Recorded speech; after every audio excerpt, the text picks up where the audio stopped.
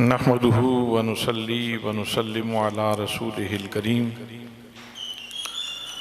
अम्मा बादु फ़अऊज़ु बिल्लाहि मिनश शैतानिर रजीम बिस्मिल्लाहिर रहमानिर रहीम व रफ़अना लका ज़िक्रक सदक़ल्लाहु मौलानल अज़ीम व सदक़ रसूलुहुन नबियुल करीमुल अमीनुर रऊफ़ुर रहीम। अस्सलातु वस्सलामु अलैका या सय्यदी या रसूल अल्लाह व अला आलिका व अस्हाबिका या सय्यदी या हबीब अल्लाह। अस्सलातु वस्सलामु अलैका या सय्यदी या सय्यदल अंबिया वल मुरसलीन व अला आलिका व अस्हाबिका या सय्यदी या खातमन नबिय्यीन। ज़ेबे मसनद सदारत बहारे गुलशने ज़ियाउल उम्मत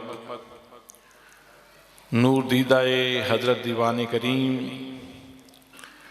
पीर तरीक़त रहबर शरीयत जनाब हज़रत अल्लामा मौलाना पीर मोहम्मद नईमुद्दीन शाह साहिब वलीयत दरबार आलिया हज़रत अमीरुस सालिकीन भेरा शरीफ फ़जीलत महाब जनाब मोहम्मद अबू बकर सिद्दीक़ साहिब पराचा सिविल जज नौशहरा इस्तियारा इल्म दानिश अज़ीज़ुल क़द्र जनाब हज़रत अल्लामा मौलाना प्रोफेसर जावेद इकबाल खारा साहिब दीगर ज़ुअमाए इलाका उलमाए किराम असातिज़ा किराम मुअज़्ज़िज़ीन इलाका बरादरान इस्लाम बरादरान तरीक़त बरादरान मोहब्बत अस्सलामु अलैकुम व रहमतुल्लाहि व बरकातुहू। अल्लाह करीम के फ़ज़ल से और उसकी इनायत से हम दारुल उलूम मोहम्मदिया गौसिया भेरा शरीफ की एक खूबसूरत ब्रांच जामिया मदीनतुन नबी में हाजिर हैं और आज इस मरकज़ नूर का सालाना प्रोग्राम है जिसमें हिफ्ज़ कुरान करने वाले बच्चों के सरों पे दस्तार फजीलत सजा दी गई है। वो आके पीर साहब किबला से शाबाशी वसूल फरमाएंगे और चार उलमाए किराम यानी जिन्होंने 9 साल का अरसा मुकम्मल किया है, अभी अप्रैल में वो भेरा शरीफ से दस्तार फजीलत हासिल करके यहाँ अपनी अमली ज़िंदगी का आगाज़ करेंगे। इसी तरह अल-कुलियतुल गौसिया लिल बनात से 4 बच्चियों ने आलिमा का कोर्स किया है और 4 उलमाए किराम ने यहाँ के 4 असातिज़ा ने तखस्सुस फिल फ़िक़्ह यानी मुफ्ती का कोर्स किया है। तो आप सोचें, सारा मंजरनामा आपके सामने है कि कभी वो ऊपर एक कोठी होती थी, एक मकान जो किराए पे था, वुज़ू का बच्चों के लिए कोई सही इंतज़ाम नहीं था, लेकिन जब काम इखलास से किया जाता है, जब काम मोहब्बत से किया जाता है तो अल्लाह करीम मोहब्बतों को ज़रूर फल अता फरमाता है, इखलास को अल्लाह करीम ज़रूर कबूल फरमाता है।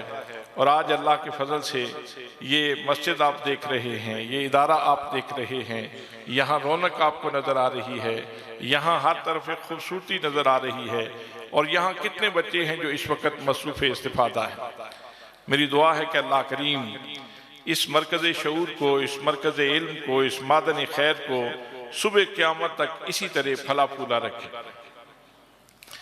बरादरान इस्लाम, हम इस वक्त ज़मानो मकान हर 2 लिहाज से बरकतों के हिसार में हैं। हमारे इर्द गिर्द बरकतें ही बरकतें हैं। अगर हम मकान के एतबार से देखें तब भी और ज़मान के एतबार से देखें तब भी। ज़मान के एतबार से देखें तो अल्लाह करीम ने हमें माह रमज़ान की पुरनूर सातें अता फरमा रखी। रमज़ान मुबारक की हसीन सातें हमें मुयस्सर हैं और अल्लाह का करम हर लम्हा बरस रहा है। मकान के एतबार से देखें तो हम अल्लाह के घर में बैठे हैं, मस्जिद के अंदर बैठे हैं और मेरे आका करीम सल्लल्लाहु ताला अलैहि वसल्लम का इरशाद गिरामी है, मोमिन जब मस्जिद में आ जाता है तो इस तरह कैफ और सुरूर में होता है जैसे मछली पानी में तैर रही होती है। जैसे मछली पानी में कैफ और लज्जत महसूस करती है, ऐसे ही बंदा मोमिन अल्लाह के घर में बैठा हुआ एक कैफ में रूहानी लताफत में होता है। तो इस खूबसूरत और रौनक बदामा माहौल में मैंने चंद गुजारिशात आपकी समातों की नज़र करनी है। दुआ है कि अल्लाह करीम मुझे हक कहने की तौफीक मरहमत फरमाए। अल्लाह करीम ने इंसानियत की रुश्तो हिदायत के लिए 4 तरह का इंतज़ाम फरमाया है। अव्वलीन तो अल्लाह करीम ने अंबिया और रसूल का सिलसिला जारी फरमाया, तो एक नबी के बाद दूसरे नबी तशरीफ लाते रहे और एक किताब के बाद दूसरी किताब नाजिल होती रही। लेकिन जब हुजूर सल्लल्लाहु ताला अलैहि वसल्लम की बारी आई तो अल्लाह करीम ने अपने महबूब सल्लल्लाहु ताला अलैहि वसल्लम के सर मुबारक के ऊपर खत्म नबूवत का ताज सजा के इस कायनात हस्तबूत में भेज दिया। अब मेरे आका करीम सल्लल्लाहु ताला अलैहि वसल्लम के बाद किसी नबी ने नहीं आना था, लेकिन ये नूर के फरोग का सिलसिला तो जारी रहना था, ये हिदायत के सिलसिला तो जारी रहना था। तो अल्लाह करीम ने इसके लिए 4 इंतजाम फरमाए। पहला इंतजाम ये है कि अल्लाह करीम ने अपने महबूब सल्लल्लाहु ताला अलैहि वसल्लम को किताब ऐसी अता फरमाई जो सुबह क़यामत तक के लिए है, जिसके बारे में अल्लाह करीम ने हिफाजत का सर्टिफिकेट जारी कर दिया, सनद जारी फरमा दी, ऐलान फरमा दिया, इन्ना नहनु नज़्ज़लना ज़िक्रा व इन्ना लहू लहाफ़िज़ून।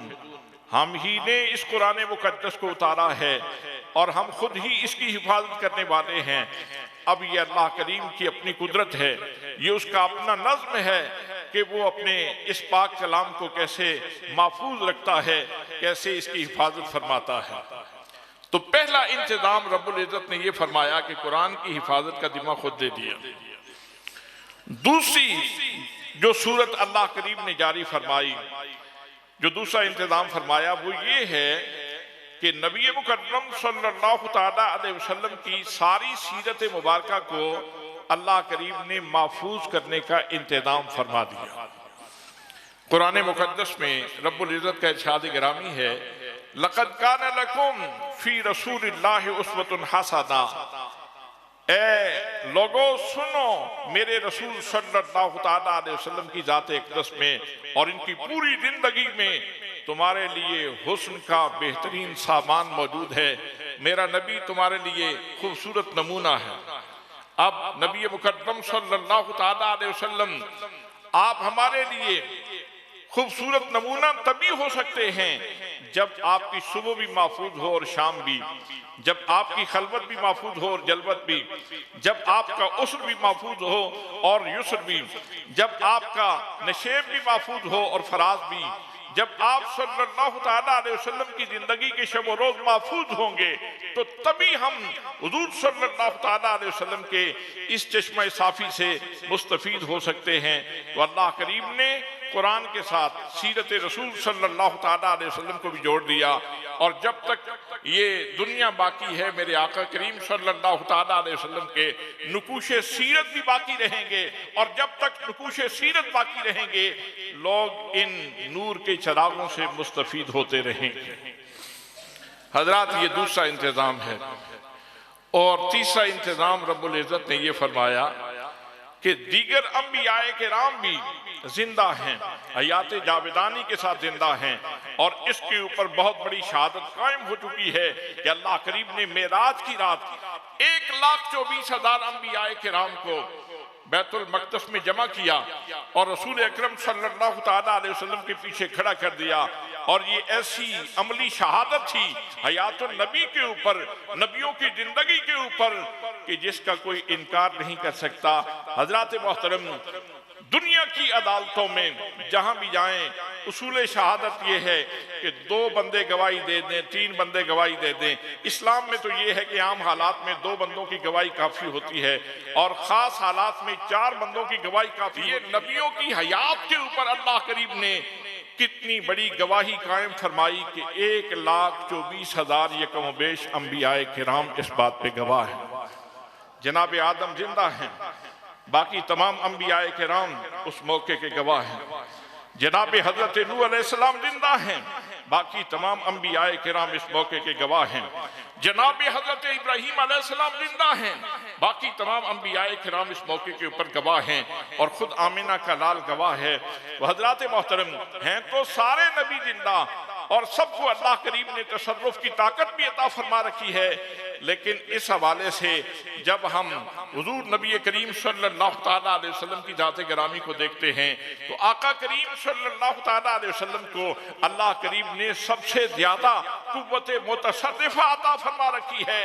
जहां जरूरत पड़ती है, जहां अल्लाह की हिकमत होती है, वहां मेरे आका करीम सल्लल्लाहु तआला अलैहि वसल्लम आज भी निगाह करम फरमाते हैं, खुद तशरीफ ले जाते हैं या किसी और ऐसे तरीके से अपनी उम्मत के सर के ऊपर हाथ रख देते हैं और उम्मत को एहसास होता है कि हम जो है वो साहिबान के बगैर नहीं हैं, बल्कि हमारे सरों के ऊपर रहमतुल लिल आलमीन सल्लल्लाहु तआला अलैहि वसल्लम का हाथ है।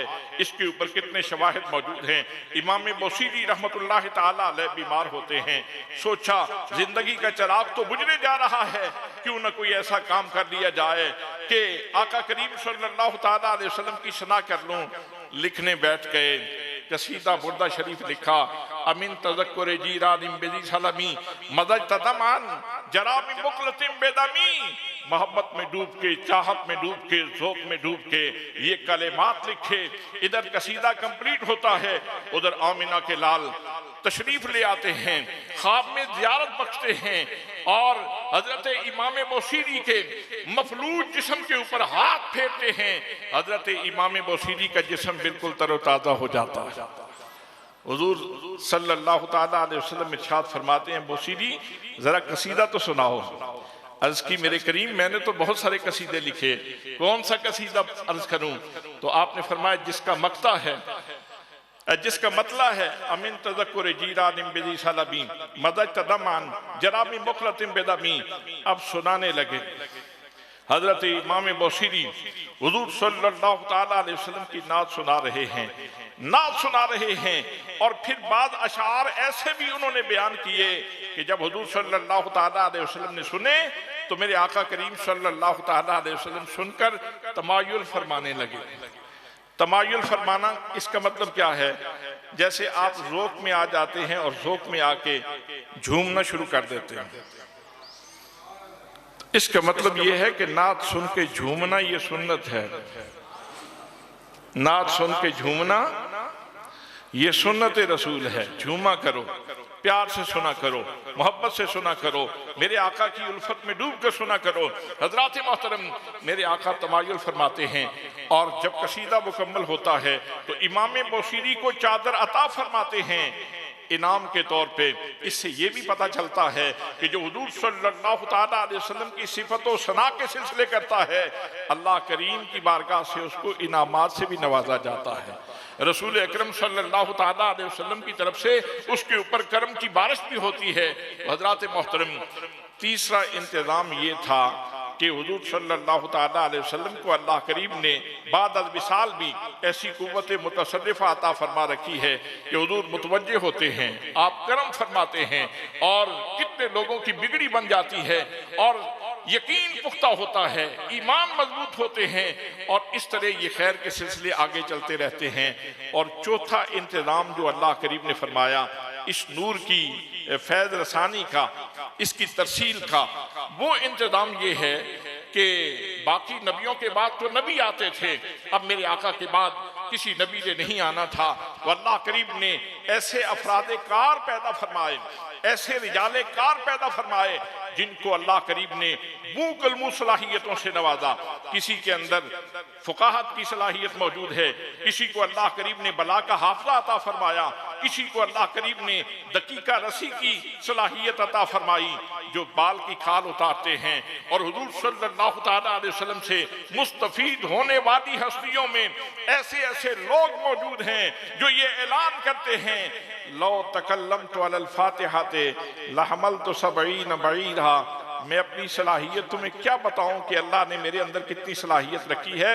मैं अलीउल मुर्तज़ा अगर सूरह फातिहा की तफसीर लिखूं तो 70 ऊंटों का बोझ बन जाए। सुभान अल्लाह, प्यार से कहो ना सुभान अल्लाह। हाँ, मोती को पहचानना चाहिए। मैंने मोती पेश किया आपकी खिदमत में, कितना खूबसूरत मोती है।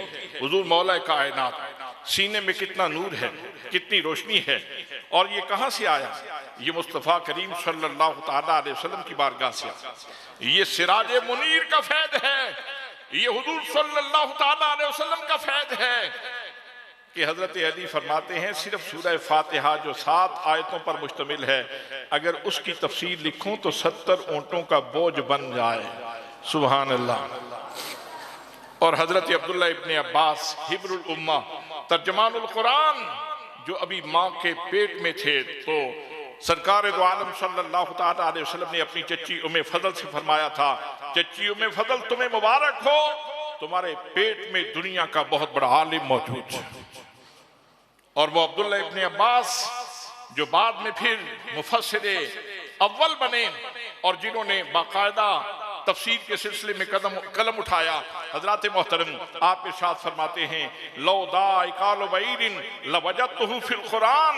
अगर मेरे ऊंट की नुकेल गुम हो जाए, मैं लोगों से नहीं पूछूंगा, मैं अपने रब के कुरान से पूछूंगा, कुरान मुझे बता मेरे ऊंट की नुकेल कहां गुम हुई है। इतना रसूख, इतनी दकीका दानी, इतनी दकीका रसी, इतनी गहराई, इतनी गिराई कि फरमाते हैं ऊंट की नुकेल भी गुम हो जाए तो मैं कुरान से पूछूंगा, कुरान तू मुझे बता कि मेरे ऊंट की नुकेल कहाँ है। हजरात मोहतरम फिर सहाबाए किराम की उन खूबसूरत हस्तियों से आगे फिर ताबईन ने इस्तिफादा किया, तबा ताबईन ने इस्तिफादा किया। फिर हजरत इमाम आजम अबू हनीफा जैसे लोग जो ताबईन में हैं, ऐसे लोग पैदा हुए। इमाम शाफई जैसे लोग पैदा हुए, इमाम मालिक फकीह मदीना जैसे लोग पैदा हुए, और इमाम अहमद बिन हम्बल जैसे लोग पैदा हुए। और फिर उन्होंने एक एक चीज के ऊपर तहकीक की और उम्मत के सामने कुरान और हदीस के मसाइल पेश किए। फिर आगे मुफस्सिरीन का सिलसिला शुरू है, और फिर मुहद्दिसीन का सिलसिला शुरू हुआ, फिर उसूल मुरत्तब किए गए, और आज ये दीन का जो है खूबसूरत दस्तरखान हमारे सामने सजा है। मेरे दोस्तों, आज तो लोग कहते हैं कि बाबे शाही कोई नहीं। मैं ये पूछना चाहता हूं, अगर हिस्ट्री में से ये बाबे निकाल लिए जाएं, अगर सहाबा सबसे पहले बाबे तो वो हैं, अगर वो निकाल लिए जाएं तो उम्मत का नबी के साथ ताल्लुक ही नहीं बनता। और अगर सहाबा को मान लेते हैं, ताबईन को निकाल लें, तो फिर सहाबा के साथ पिछली उम्मत का ताल्लुक ही नहीं जुड़ता। और फिर अगर उनके बाद वाले लोग निकाल लिए जाएं तो उम्मत के साथ फिर भी ताल्लुक ही नहीं, ये तसलसल ही कायम नहीं रहता। इसलिए ये बोंगी है जो सोशल मीडिया पे आप अक्सर सुनते रहते हैं। तो हजरात मोहतरम, ये वो बाबे हैं जिन्होंने नूर बांटा है, जिन्होंने खैर बांटी है, जिन्होंने इल्म तकसीम किया है, जिन्होंने शऊर तकसीम किया है, जिन्होंने नाले तकसीम किया है, और आज अल्लाह के फजल से ये नूर हम तक पहुंचा है। हजरात मोहतरम, मैं अर्ज कर रहा था, वो जो चौथी किस्म है नूर अफशानी की, उसी सिलसिला को अल्लाह करीम ने आगे चलाया। तो सिलसिला फैलते फैलते पीर सियाल के आस्थाने पे पहुंचा, यानी मदीना तैयबा का फैज हुजूर पीर सियाल के आस्थाने पे पहुंचा, हुजूर ख्वाजा शमसुल आरिफीन का सीना मुनव्वर हुआ, हजरत ख्वाजा मोहम्मद दीन सियालवी का सीना मुनव्वर हुआ, हजरत ख्वाजा मोहम्मद कमरुद्दीन सियालवी का सीना मुनव्वर हुआ, हजरत ख्वाजा मोहम्मद जियाउद्दीन सियालवी का सीना मुनव्वर हुआ, हजरत अमीर शरीयत का सीना मुनव्वर हुआ। ख्वाजगाने सियाल शरीफ से ये नूर आगे चला तो इसने भेरा शरीफ का रुख किया, हजरत अमीर सालिकीन का सीना मुनव्वर हुआ, हजरत गाजी इस्लाम पीर मोहम्मद शाह रहमतुल्लाह ताला अलैह का सीना मुनव्वर हुआ। और फिर आगे चलकर एक ऐसी शख्सियत हमें नजर आती है कि हजरात मोहतरम जिसको अल्लाह करीम ने इल्म फजल का आफताब बना दिया, जिसको जमाना जियाउल उम्मत जस्टिस पीर मोहम्मद करम शाह नजरी के नाम से याद करता है।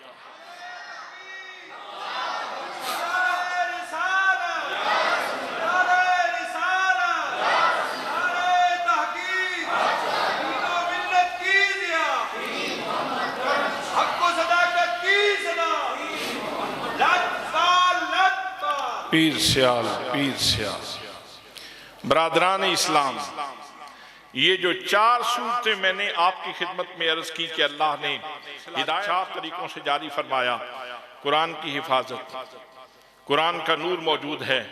और इस हवाले से अगर देखें तो हजरत जियाउल उम्मत जस्टिस पीर मोहम्मद करम शाह अल अज़हरी रहमतुल्लाह ताला अलैह कुरान के खादिम बन गए, कुरान का चिराग हाथ में ले लिया, जमाने में नूर बांटने लगे, कलम कागज लेके बैठ गए, सीना किरतास पे ऐसी तफसीर लिखी कि जमाना अंगुष्ठ बदंदा है कि इसको अदब का मुरक्का कहा जाए या इसको सरफो नहब की एक खूबसूरत किताब कहा जाए, ये इसको इंशा पर्दाजी का एक खूबसूरत नमूना डिक्लेयर किया जाए, इसको फसाहत और बलागत की जान कहा जाए या इश्क रसूल सल्लल्लाहु ताला अलैहि वसल्लम का गुलिस्तान कहा जाए। हुजूर सैयदी जियाउल उम्मत रहमतुल्लाह ताला अलैह ने 5 जिल्दों में, 5 ज़ख़ीम जिल्दों में तफसीर ज़ियाउल कुरान लिखी। और हजरात मोहतरम, आप तफसीर ज़ियाउल कुरान पढ़ें। हजरत वो सैयद रियाज हुसैन शाह साहिब अहले सुन्नत के बहुत बड़े आलिम हैं रावलपिंडी में।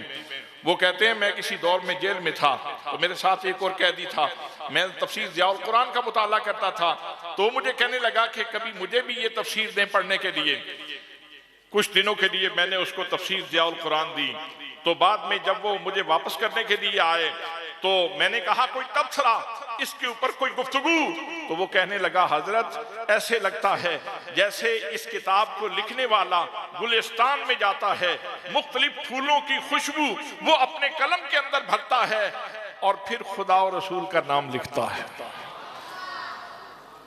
जिस सतर में देखो मोहब्बत इलाही और जिस पैराग्राफ में देखो इश्क रसूल की लज्जत। सुभान अल्लाह।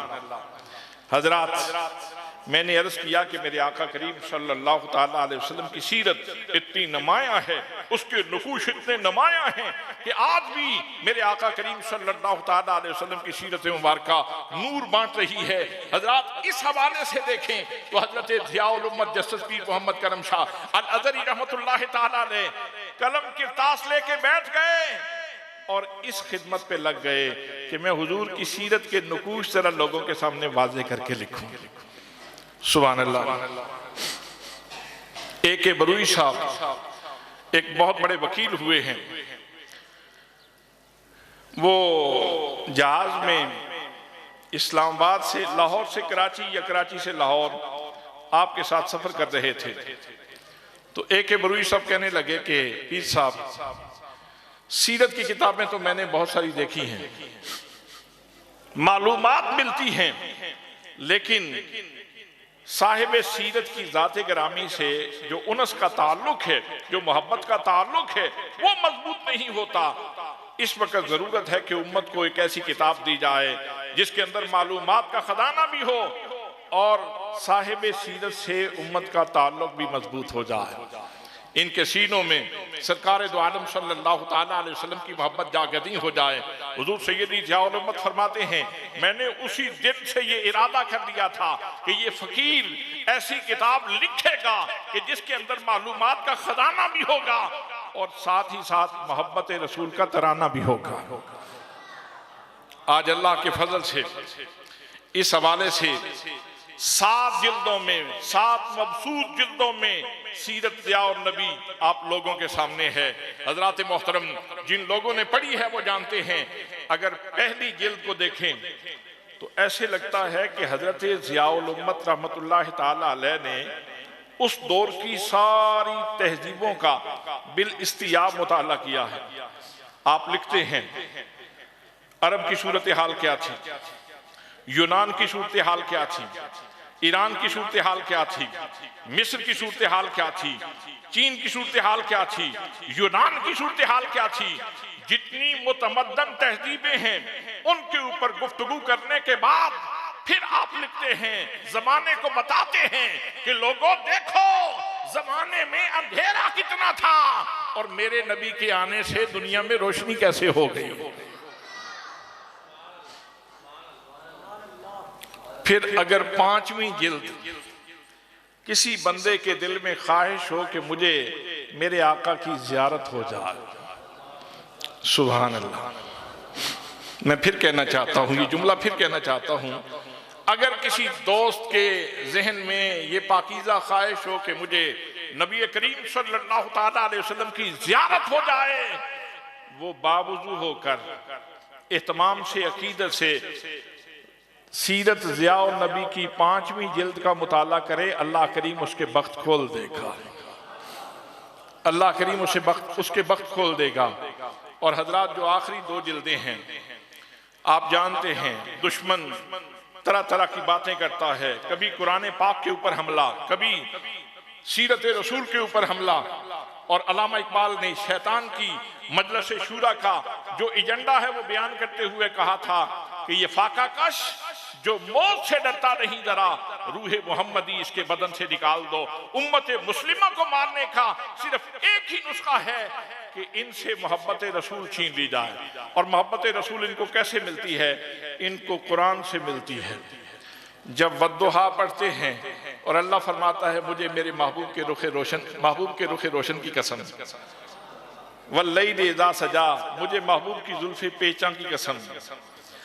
तो दुश्मन ने वार किया, उन्होंने कहा कि ये चश्मा साफी जैसे कुरान कहते हैं ये छीन लिया जाए या इसको बेअतबार कर दिया जाए। तो सवालात उठाए, एतराज़ात किए। हजरत ज़ियाउल उम्मत जस्टिस मोहम्मद करम शाह अल-अज़हरी रहमतुल्लाह ताला अलैह ने मुजाहिदाना अंदाज में कलम उठाया और एक एक सवाल का जवाब दिया। फिर जो सवालात उन्होंने सीरत के ऊपर किए, हुजूर सल्लल्लाहु ताला अलैहि वसल्लम की सीरत के चांद को गहनाने की कोशिश की गई। तो इस हवाले से भी हजरत ज़ियाउल उम्मत ने कलम उठाया और आखिरी जिल्द में उन सवालों के जवाब दिए जो मुस्तशकीन की तरफ से सीरत रसूल सल्लल्लाहु ताला अलैहि वसल्लम पे किए गए थे। और हजरात, वो खुशबख्त इंसान जिसकी पूरी जिंदगी इज्जत रसूल का पहरा देते हुए गुजरी, जब पढ़ते थे, अभी जामिया अल-अज़हर में ज़ेरे तालीम थे, तो परवेजियों ने एक गर्द उड़ा दी। उन्होंने कहा कुरान ठीक है, कुरान से सीखो, कुरान से इस्तिफादा करो, हदीस रसूल की कोई हैसियत और कोई वैल्यू नहीं है, इसकी कोई अहमियत नहीं है।